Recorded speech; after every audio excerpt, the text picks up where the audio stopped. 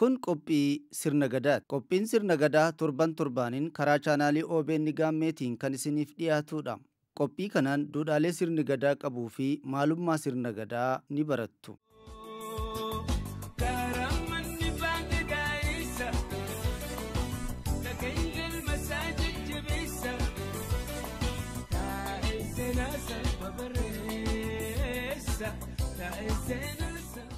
Ijoollee gadaan sirna bulchiinsa heeraaf seera qabu kan dhala namaa hunda ija tokkoon ilaalu sirna dimokiraasiiti. Sirni dimokiraasii Oromoo kun sirni gadaa bara duriitii kaasee hanga ammaatitti Oromoo biratti bal'inaan kan beekamu yoo ta'u hojiirras jira.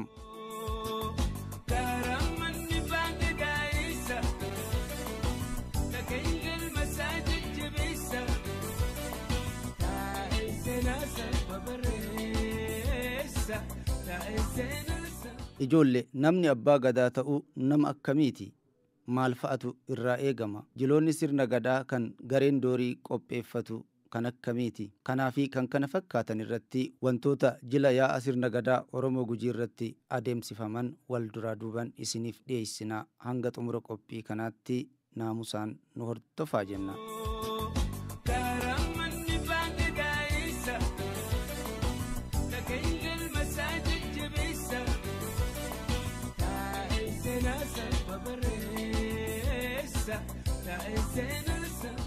Jila sirna gadaa Oromoo Gujii irratti dooriin barnoota dabballee kaasee hanga raabaa dooriititti barachaa turaniin warra dandeettii waa hundaatiin bilchaataan takkaahuu gahoomanidha. Ijoollee gadaan geettiidha. Geettiin ammoo kan waaqni namaan gahu.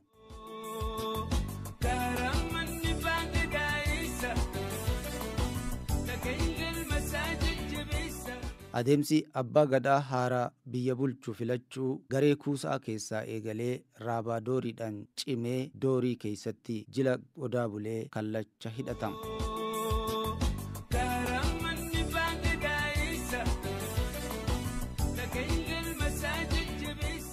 Yeroo sadarkaa kuusaa jiran gareen torbii akkuma sirna gadaatitti dursaa qabu, itti aanaas qabu, akkasumas ammoo jal'aabaa fi fagas qabu jechaadha.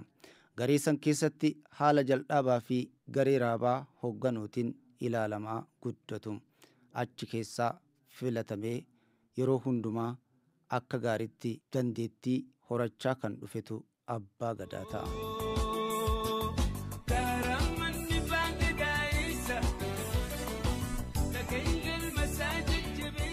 Ijoollee warri raabaa doorii gorsu akkasumas warra gadaa gorsu warra dooriitiif seera kan tumu Yuuba Salgan Gujiiti. Oromoo Gujii biratti kontomaa daarimuun Yuuba Sagal haganaa sagaliin wal bulchani. Yuubni Salgan kun ammoo uraagaarraa 3, gosa maattiirraa 3, gosa hookuurraa 3 walitti yuubota 9tu seeratu lallabaa jechuudha.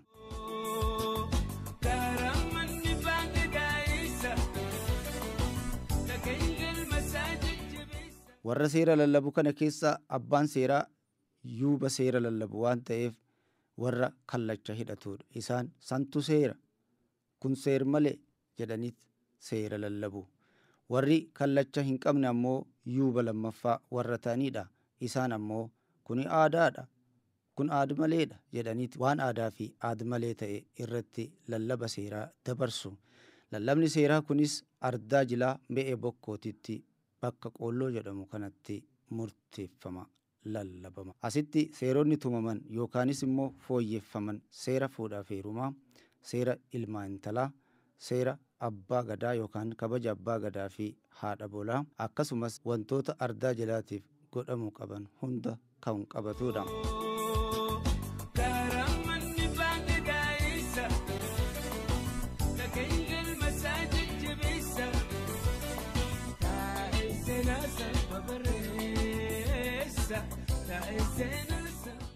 Ijoollee gadaan Oromoo baallii 5 wal gaggeessa.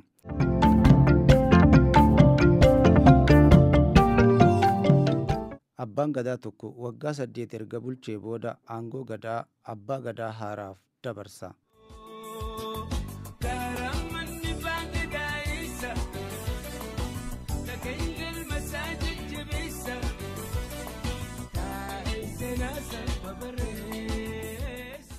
Baalli shan jechuun fincaan shan jedhama. Fincaan shanan kun tartiiba isaa qaba. Warri amma baalli kennaa jiru harmuuf. Warri baalli fudhataa jiru kun roobalee. Roobalee irraa muudana fudhata. Muudana irraa halchiisa fudhata. Halchiisa irraa dhallana fudhata. Naanna'ee kanuma dhufa fincaan shanan jedhama isa kana jechuudha. Dhallana deebi'ee harmuufat deebi'a. Marsi kun hin taa'u. Kun hin taa'u waggaan marsi kun numa deema. Marsi kun numa deema. Shanan kun kana. Ijoollee Oromoon Gujii gurmaa'ina kontomaa daarimuu haganaa sagal baallii gadaa shaniin yookaanis fincaan shaniin luba isaa lakkaawatee gadaan bula. Gadattis wal bulcha. Baalliin shanan akka waamicha Oromoo Gujiitti muudana, halchiisa, dhallana, harmuufaa fi roobaleedha.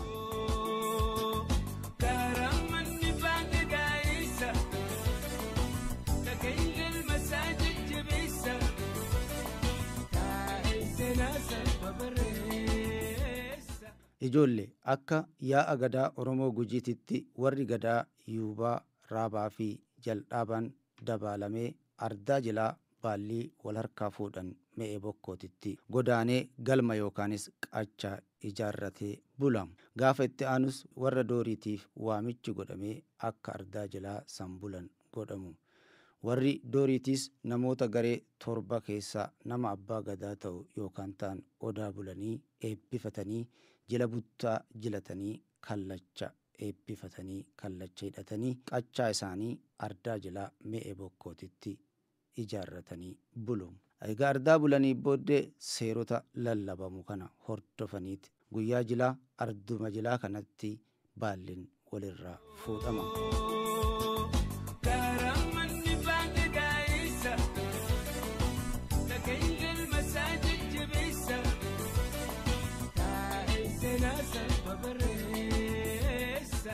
Ijoollee Oromoon Gujii ijoollee akkamitti guddisan? Mee haala ijoollee itti guddisan kana abbaa gadaa irraa dhageeffadhaa. Ijoollee waan dansaa barsiisanii ijoollee namni yoo dhalate harkaan deema, harkarraa miilaan ka'ee deema. Ijoollee tan ammoo dhalootis yoo guddisanu haatiin guddichi ibiddarraa dhoggiti. Nama eegateete waan dansaa biratti hojjetanii abbaa fi haati sun waan dansaa biratti hojjetanii waa hantuu ijoollee biratti hojjetan. Waan kan dhaggaa guddatti abbaa fi haati yoo walii aalatan isiin hin beektu jedhan malee sammuu isiin jeeqama.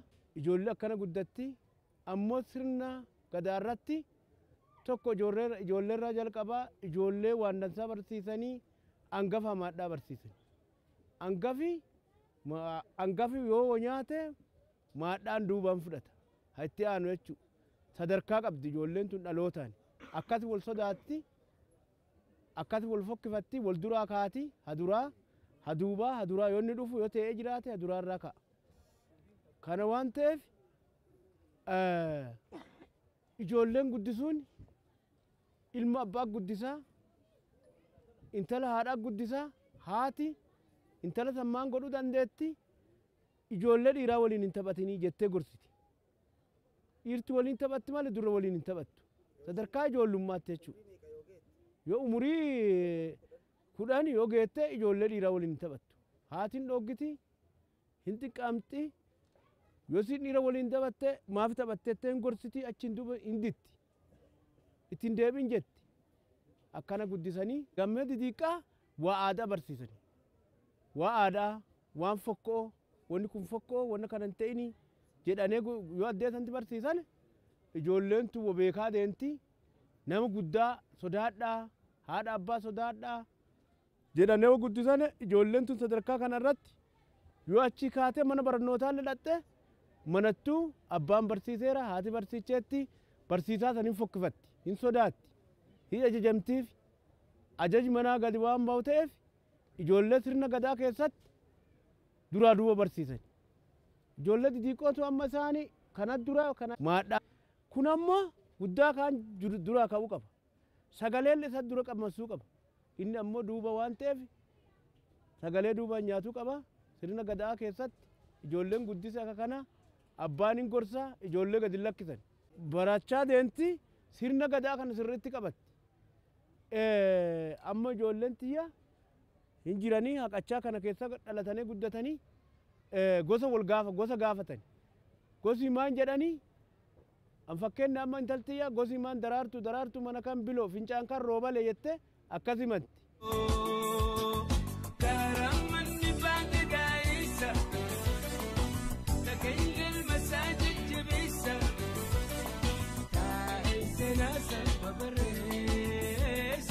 Qophii sirna gadaa torbee kanaa kanumaan xumurra. Torban kutaa lammaffaa yaa'a sirna gadaa Oromoo Gujii adeemsa abbaan gadaa haaraan baallii itti fudhatu isiniif dhiyeessina. Hammasitti qophiilee karaa chaanaalii OBN gaammeetiin darban hordofaa jenna. Nagayatti.